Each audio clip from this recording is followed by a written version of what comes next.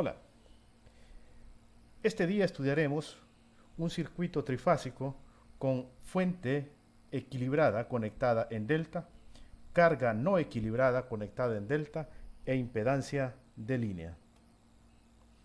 En el circuito que tenemos frente a nosotros, determinaremos las corrientes de línea, las corrientes de fase, las tensiones de fase, que también son tensiones de línea.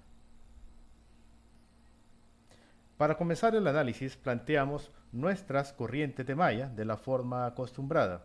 En este caso, resultan tres mallas. Para hacer el análisis, comenzamos con la malla 1. La malla 1, en ella planteamos la ecuación que corresponde de la siguiente manera. En la fuente, comenzando por la fuente, vemos que la corriente a través de ella llega por el terminal negativo y por eso restamos su valor. Seguidamente, esa corriente circula a través de la impedancia de línea y la caída de tensión a través de ella es el producto de esta impedancia y la corriente I1. El siguiente elemento es la impedancia de carga, que se encuentra entre dos mallas, o sea que dos corrientes de malla circulan a través de ella y por eso la tensión a través de sus terminales es el producto de esa impedancia y la resta de las corrientes, en este caso I1 menos I3. También, finalmente, llegamos a la impedancia de línea 2 más J3 que se encuentra entre las mallas 1 y 2. Por esa razón, su tensión es el producto de esa impedancia y la resta de las corrientes I1 e I2. La suma total es igual a 0 porque así lo prescribe la ley de tensiones de Kirchhoff. Al agrupar los términos iguales y simplificar la ecuación, nos resulta esta ecuación, que es la ecuación número 1. 38 más J51 y 1 menos 2 más J3 y 2 menos 34 más J45 y 3 igual a 480. Esa es nuestra ecuación simplificada de la malla 1. Pasamos a la malla 2, que se encuentra en la parte inferior del circuito. Para plantear su ecuación, vemos que la corriente llega a la fuente 480 con menos 120 grados por el terminal negativo. Por eso restamos su tensión. Luego, la corriente circula a través de la impedancia de línea 2 más J3 y la caída de tensión a través de ella es igual a la impedancia multiplicada por la resta de las corrientes, en este caso I2 menos I1. Luego llegamos a la impedancia de carga, donde la caída de tensión es la impedancia por la resta de las corrientes I2 menos I3. Esto porque esta impedancia se encuentra entre las malla 2 y la malla 3. Finalmente llegamos a la impedancia 2 más J3, por donde únicamente circula la corriente I2 y por eso la caída de tensión a través de ella es 2 más J3 y 2. Esto debe ser igual a 0. Al agrupar los términos y simplificar, resulta la ecuación número 2. Es menos 2 más J3 y 1, más 24 más J21 y 2, menos 20 más J15 y 3, igual a 480, y eso con menos 120 grados. Pasamos a la malla 3. La malla 3, por la malla 3 circula la corriente I3 en el interior de la delta que forman las cargas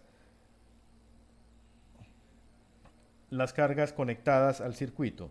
Vemos que si comenzamos por la impedancia de 34 más J45 que se encuentra entre las mallas 3 y 1, la caída de tensión a través de esta impedancia es 34 más J45 y 3 menos I1. Luego, la impedancia 25 menos J30 también tiene una caída de tensión de 25 menos J30 y 3, ya que por ella únicamente circula la corriente I3. Finalmente, llegamos a la impedancia 20 más J15, que se encuentra entre las mallas 2 y la malla 3. Por eso, la caída de tensión entre sus terminales es igual al producto de la impedancia y la resta de las corrientes. La suma de todos estos términos debe ser 0, de acuerdo a la ley de tensiones de Kirchhoff. Al simplificar esa ecuación, tenemos menos 34 más J45 y 1, menos 20 más J15 y 2, más 79 más J30 y 3, y esto es igual a 0. Y esto es igual a 0. Esta es la ecuación 3.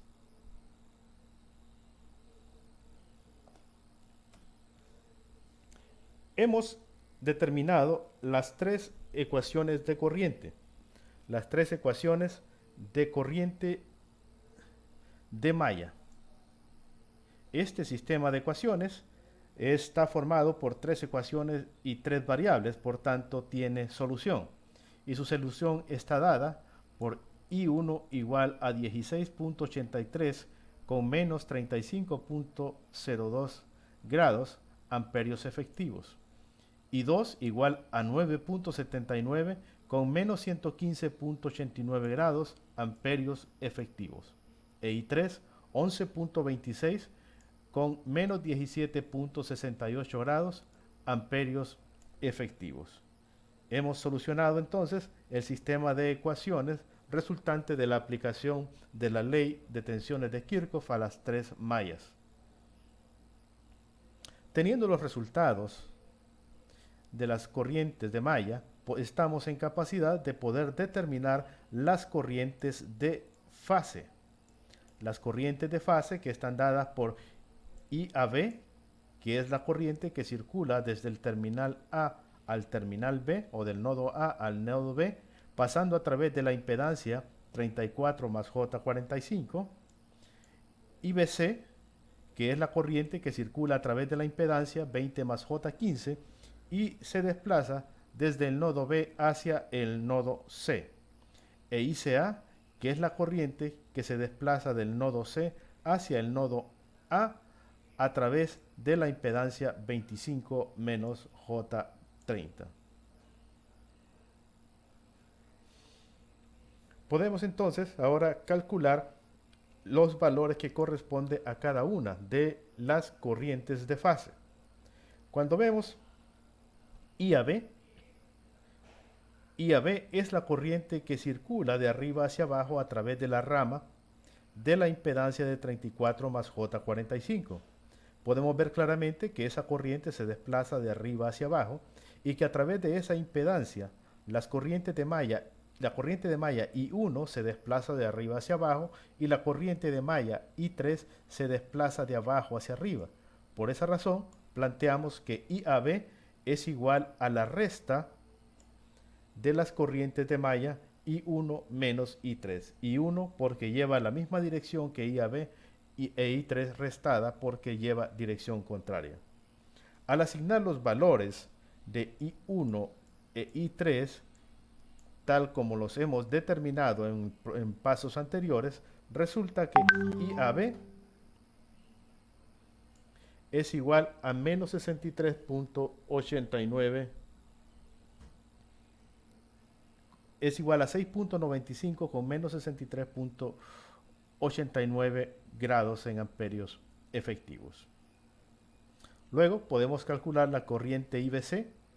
Vemos en el diagrama de circuito cómo la corriente IBC se desplaza de izquierda a derecha a través de la impedancia 20 más J15, y con esa dirección también se desplaza a través de esa rama la corriente de malla I2, y con dirección contraria la corriente I3. Por eso podemos decir que IBC es igual a I2 menos I3.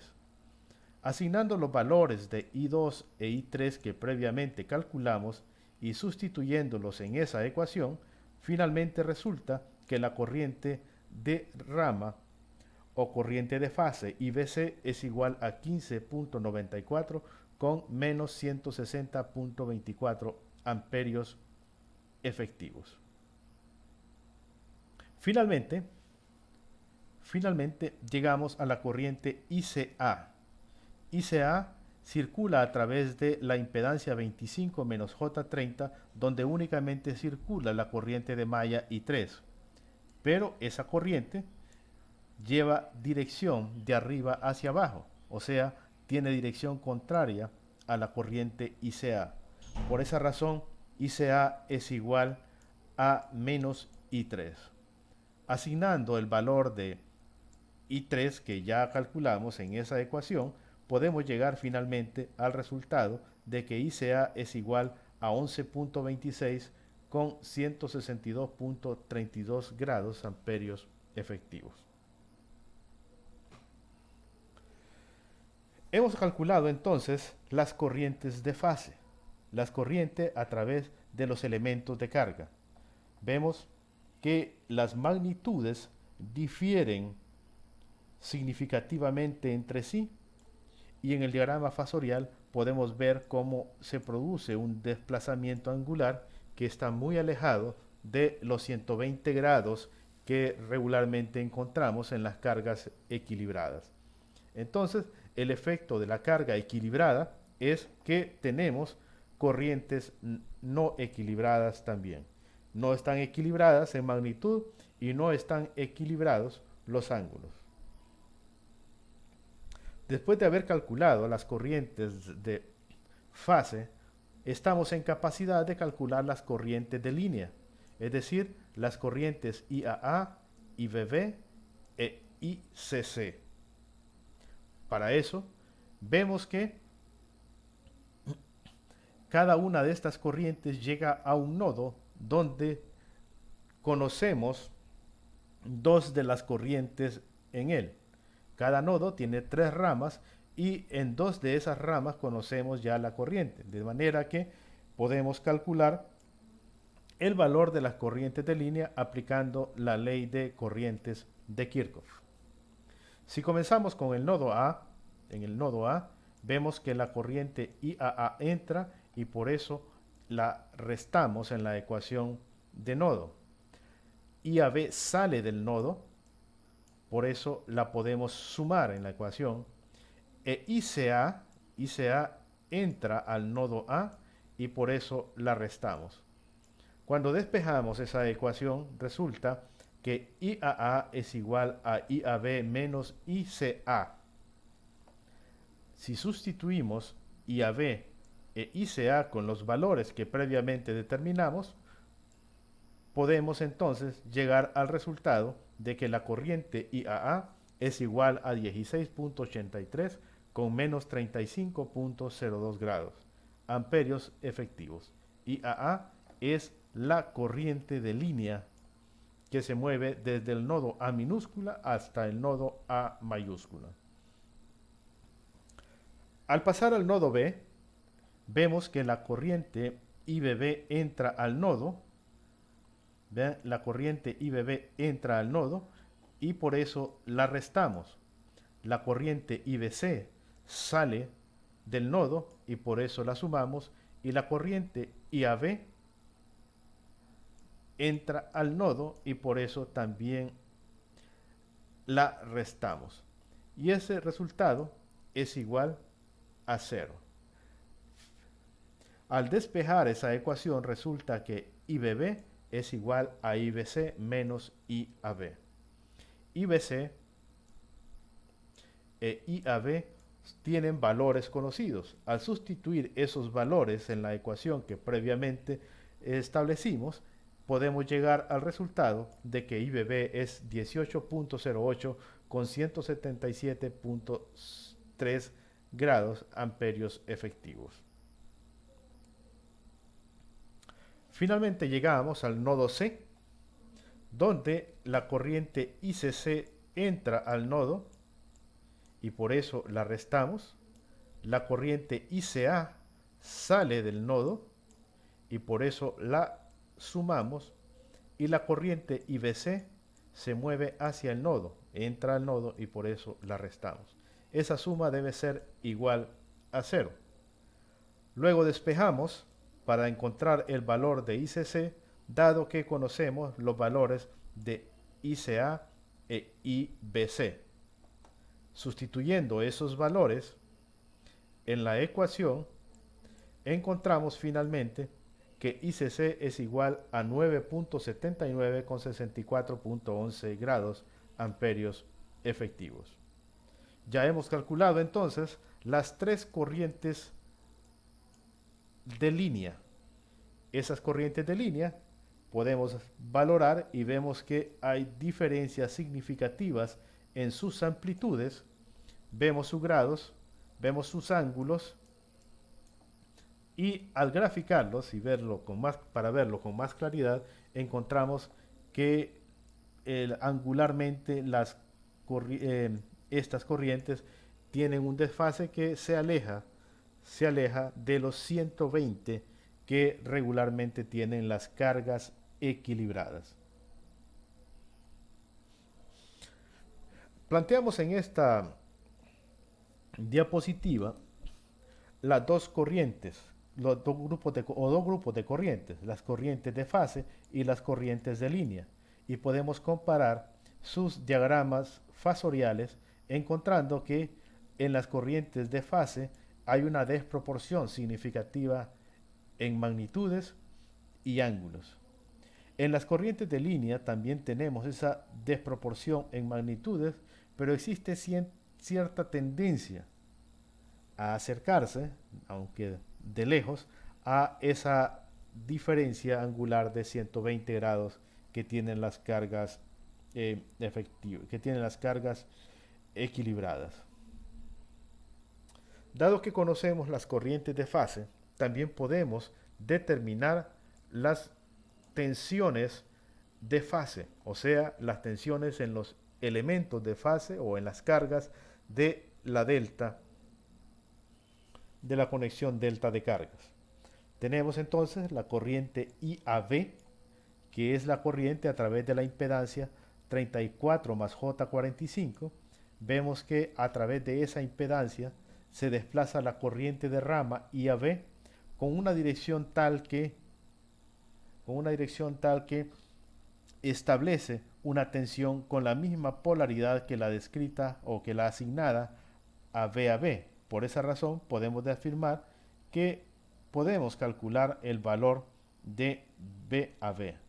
Lo mismo ocurre con las tensiones BBC y las BCA. Las tres son tensiones a través de impedancias donde la corriente es conocida. Comenzamos con VAB.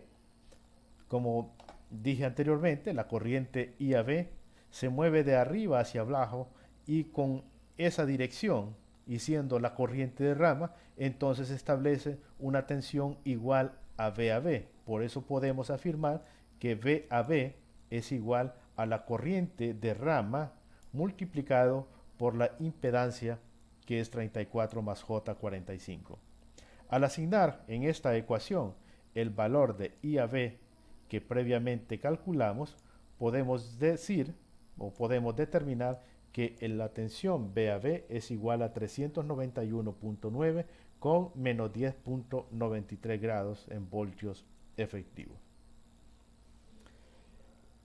Ahora podemos calcular la tensión BBC. BBC es la tensión a través de los terminales de la impedancia 20 más J15. Por esa impedancia circula la corriente de rama IBC.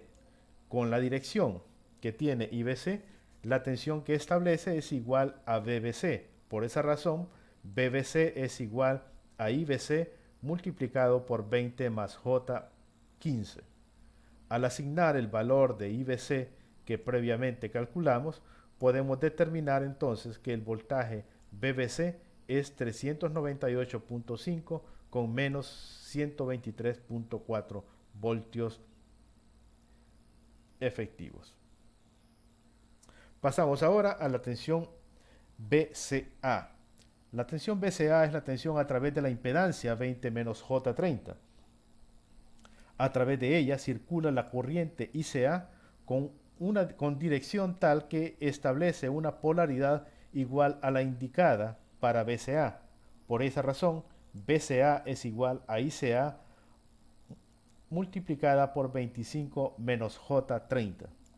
Asignando en esta ecuación el valor previamente determinado de ICA, entonces podemos llegar a la conclusión que la tensión VCA es igual a 439.7 con menos 112.12 grados.